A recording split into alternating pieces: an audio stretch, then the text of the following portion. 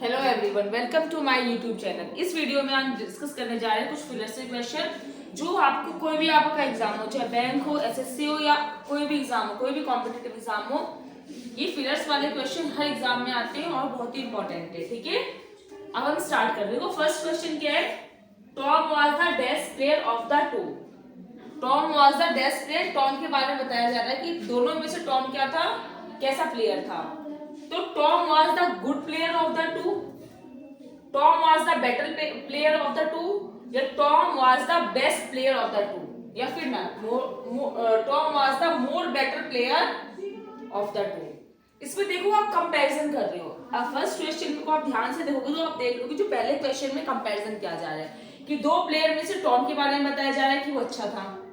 ठीक है, देखो सबका मतलब वही है। ये हम अगर हम एक ही बात करें, ऑप्शन नंबर एक ही बात करें, तो ऑप्शन नंबर एक क्या है? गुड। गुड क्या एडजेक्टिव है और पॉजिटिव डिग्री है। अब जो दो प्लेयर की बात हो रही है और दोनों में कंपैरिजन है तो पॉजिटिव डिग्री तो आएगा नहीं। कौन सी डिग्री आएगी? कंपैरेटिव डिग्री आएगी। ठीक है, तो फर्स्ट ऑप्शन हमारा खत्म हो गया। अगर नॉर्मल सेंटेंस होता टॉम वाज गुड प्लेयर तो आप कर देते, लेकिन आप बता रहे हो कि दोनों में से अच्छा है, टॉम अच्छा है, तो इसमें क्या आना चाहिए? Tom was the best. अच्छा, ये मत सोचना कि यहाँ पे दा है तो हमें बेस्ट यूज करना है, क्योंकि सुपरलेटिव डिग्री के आगे रूल क्या रहता है एडजेक्टिव का कि हमेशा सुपरलेटिव डिग्री से पहले आप क्या यूज करते हो? बेस्ट यूज करते हो।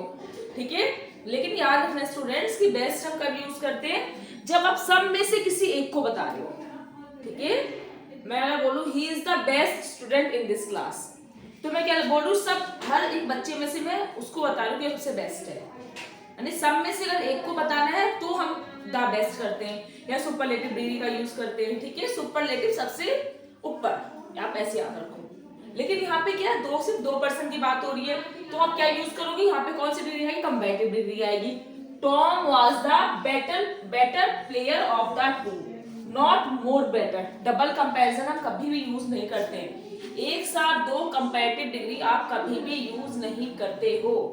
अगर मैंने बोला he is taller than me, ठीक है, ऐसा नहीं कि ही इज टॉलर देन, ठीक है, आया समझ में? मोर टॉलर कुछ नहीं होगा। एक साथ हम कभी भी ना दो सुपरलेटिव डिग्री यूज करते हैं और ना ही हम एक साथ दो कंपैरेटिव डिग्री यूज करते हैं। ठीक है, तो फर्स्ट क्वेश्चन का आंसर क्या है आपका? Better. B option is right answer for first question. Tom was the better player of the two. Second question को देखो। सेकंड क्वेश्चन क्या कहता है? This bag is made that leather, कि मतलब ये जो बैग है लेदर का बना हुआ है। ठीक है, अब ऑप्शन देखो। This bag is made on leather, leather पर बना हुआ है। ऑन का यूज हम करते हैं सरफेस के लिए।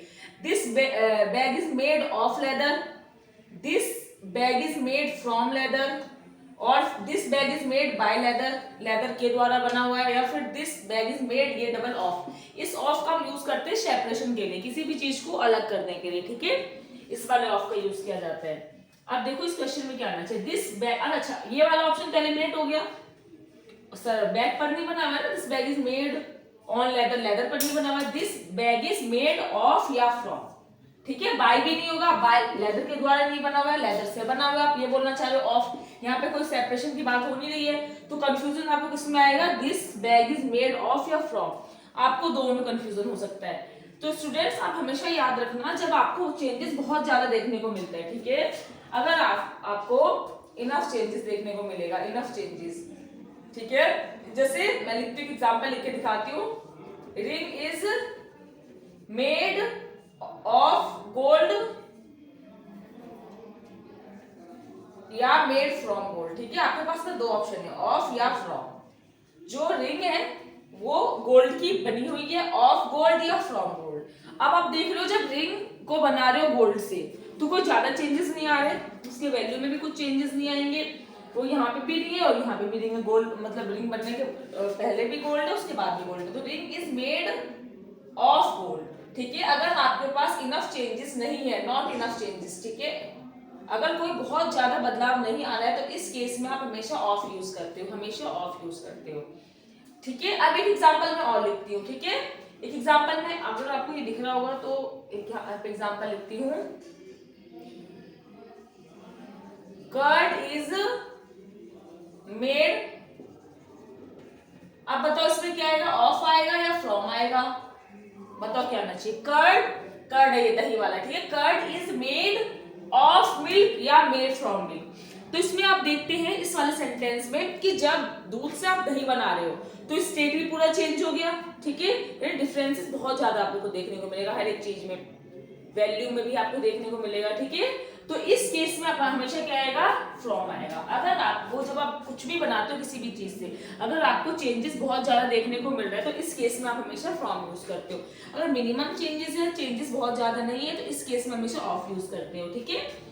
अगर आपको ये समझ में आ गया तो अब आप इन दोनों में से इजीली कर सकते हो। This bag is made of leather not from leather, okay. Bag is made of leather. Next आ जाओ, she is ill, she is ill बीमार है, एंड शी इज चीयरफुल नहीं। एंड के साथ हमेशा देखो ये कंजंक्शन का एक ना, कंजंक्शन क्या है, ये जो थर्ड टॉपिक है, जो थर्ड क्वेश्चन है, ये कंजंक्शन पे बेस्ड है। वो बीमार है और खुश है, हमेशा याद रखना जो एंड होता है दो सिमिलर चीजों को आपस में कनेक्ट करता है, आपस में जोड़ता है। कंजंक्शन की सबसे बड़ी खासियत यही है कि ये पैरेललिज्म को फॉलो करता है, मतलब समान चीजों को ये आपस में कनेक्ट करेगा। तो एंड है तो एंड तो आएगा नहीं, किस आप यहाँ पे बोल रहे नेगेटिव चीज कि सी चीज बीमार है, यहाँ पे बोल रहे पॉजिटिव सी चीयरफुल, तो ये गलत हो जाएगा। अगर आप बोलते हो he is honest and lazy, तो ये गलत हो जाएगा। He is honest and smart, ये बिल्कुल करेक्ट होगा आपका, ठीक है। कंजंक्शन का ये रूल है। तो अब इसमें देखते हैं she is ill but she is cheerful. अभी ठीक है, होल्ड करते हैं। शी इज इल दैट तो आएगा नहीं। She is ill because she is cheerful, वो बीमार है क्योंकि वो खुश है, तो ये वाला तो बिल्कुल कोई सेंस नहीं दे रहा है, तो ये गलत हो गया। अब इसको देखो, ये वाले जो कंजंक्शन होते हैं इनको बोलते हैं कॉन्ट्रास्ट कंजंक्शन, जैसे हाउएवर हो गए, ऑल्दो हो गए, दो हो गए, बट हो गए, ये सारे कंजंक्शन क्या होते हैं आपके, कॉन्ट्रास्ट कंजंक्शन होते हैं। तो अब इसको देखो ध्यान से, शी इज इल बीमार है, but she is happy, she is cheerful. देखो यहाँ पे कॉन्ट्रास्ट का मतलब है, यहाँ पे जो आप बोल रहे हो जस्ट इसके अपोजिट या कुछ इससे अलग या अपोजिट ही जाएगा, आप यहाँ ये वाला सेंटेंस होगा। तो देखो she is ill but she is cheerful, बीमार है लेकिन वो क्या है, चीयरफुल, खुश है, ठीक है। नेक्स्ट आ जाओ, तो यानी थर्ड क्वेश्चन का हमारा आंसर क्या है, option number B is right answer, ठीक है। Third question. अब फोर्थ क्वेश्चन को देखो ध्यान से, it took the child a long time, बच्चों को लंबा समय लगा to recover that's the shock, recover ना, रिकवर होने में किससे, शॉक से बच्चों को लंबा टाइम लगा, ठीक है, लंबा टाइम लिया। तो रिकवर अंडर द शॉक नहीं, शॉक के अंदर नहीं, रिकवर फ्रॉम या recover over, recover about, about का मतलब होता है के बारे में, प्रेपोजिशन नहीं है आपका, तो ये नहीं होगा। रिकवर ऑफ द शॉक नहीं, हमेशा इतना सफरिंग होते है, रिकवर आप किसी चीज से रिकवर होते हो, तो रिकवर फ्रॉम आना चाहिए इसमें। It took the child a long time to recover from the shock, यानी शॉक से रिकवर होने में बच्चे को ने क्या लिया है, लंबा समय लिया, ओके। समझ में आया, ओवर भी नहीं आया यहाँ पे और ये वाला ऑफ भी नहीं आएगा। रिकवर हो गया, सफरिंग हो गया, ये सारे अपने साथ हमेशा फ्रॉम लेते हैं, ठीक है। अब नेक्स्ट क्वेश्चन देखो, नेक्स्ट क्वेश्चन क्या है, क्वेश्चन नंबर 5 कहता है आपसे कि वी शुड केयरफुली, हमें करना चाहिए, देखो शुड ये जो जेस्चर देना ना, कुछ एडवाइस, कुछ suggestion, we should carefully wasting food, ठीक है। We should carefully pass wasting food, wasting food को केयरफुली पास कर देना चाहिए, मतलब एक से दूसरे को दे देना चाहिए, नो, ठीक है, कोई सेंस नहीं है। देखो आप जो ऑप्शन को एलिमिनेट करते हो ना, तो आपको इसका रीजन पता होना चाहिए कि हम इस ऑप्शन को क्यों हटा रहे हैं यहाँ से, क्या मिस्टेक, इसमें ग्रामेटिकली गलत है ये, ठीक है, या इसका मीनिंग गलत है, ठीक है। तो आपको ये चीजें पता होनी चाहिए। तो आप देखते हैं we should carefully fail wasting food नहीं, वी शुड केयरफुली अवॉइड, यानी वेस्टिंग फूड को केयरफुली हमें क्या करना चाहिए, अवॉइड करना चाहिए, यानी फूड को वेस्ट नहीं करने देना चाहिए। अवॉइड करने से, अवॉइड का मतलब है बचना चाहिए, ठीक है। Not, we should carefully not avoid, not wasting food, carefully not नहीं, ये तो ये भी आपका कोई सेंस नहीं दे रहा है, ठीक है। तो फिफ्थ क्वेश्चन का आंसर क्या है, सी ऑप्शन है, we should carefully avoid wasting food, हमें क्या करना चाहिए, ध्यानपूर्वक वेस्टिंग फूड को अवॉइड करने से, फूड को वेस्ट करने से बचना चाहिए, अवॉइड करना चाहिए, ओके। नेक्स्ट क्वेश्चन देखो, question number 6, he dash wants to succeed in life must be prepare to hard work, वह जो चाहता है जीवन में सक्सीड करना, आगे बढ़ना, उसे क्या करना चाहिए, एक हार्ड वर्क करना चाहिए, ओके।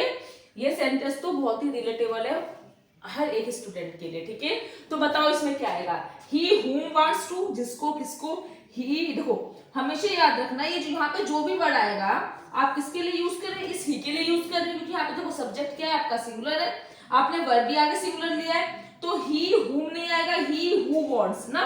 who क्या बताता है, हमें सब्जेक्ट के बारे में बताता है। यहाँ पे जो who है वो क्या है, आप अगर बोलोगे तो ये एक रिलेटिव प्रोनाउन है। कैसा प्रोनाउन है, रिलेटिव प्रोनाउन है, जो सब्जेक्ट को कनेक्ट करता है आगे वाले वर्ब से। ओके, तो यहाँ पे आप क्या आना चाहिए, ही हु वांट्स टू। अगर दैट आता तो दैट भी गलत हो जाता है, ही दैट वांट्स टू गलत। ठीक है, दैट अगर ऑप्शन में मान लो, मैं यहाँ पे ऑप्शन में दैट लिखती हूँ, ठीक है, एक और ऑप्शन में लिख देती हूँ DEF लिख देती हूँ विच, ही विच वांट टू सक्सीड, ये भी गलत, नॉन लिविंग के लिए यूज करते हो। ही दैट वांट्स टू बिल्कुल गलत, एनिमल वगैरह के लिए नॉन लिविंग को कनेक्ट करते हो आगे। ठीक है, तो यहाँ पे क्या आएगा, यहाँ पे क्या है, ही, यहाँ पे सब्जेक्ट को अगर आपको कनेक्ट करना है तो कौन सा यूज करोगे, आप हु यूज करोगे। ही हु वांट्स टू, जो सक्सीड करना चाहते हैं in life must be prepare to hard work. तो इसमें ऑप्शन नंबर क्या आएगा हमारा, ऑप्शन नंबर बी, हु, जिसको नहीं आ सकता है। ठीक है, हुएवर नहीं, हुएवर वांट्स टू सक्सीड गलत, जो कोई नहीं, he who wants to succeed. ठीक है, जो सक्सीड करना चाहते हैं must be prepare to work hard. Students, अगर आपको ये वीडियो अच्छी लगी हो, आपको क्वेश्चन समझ में आए हैं, तो आप इस वीडियो को लाइक करें। अगर आप चैनल पे फर्स्ट टाइम आए हैं तो चैनल को सब्सक्राइब करें। ठीक है, और ऐसे क्वेश्चन आप और प्रैक्टिस करिए। अगर कोई डाउट होता है, कुछ क्वेश्चन आपके आते हैं, तो आप मुझे कमेंट बॉक्स में कमेंट करिए। ठीक है, अगर मैं नेक्स्ट वीडियो लाऊंगी, मैं आपके जो भी डाउट्स होंगे मैं उन्हें सॉल्व करूंगी। Okay, thank you.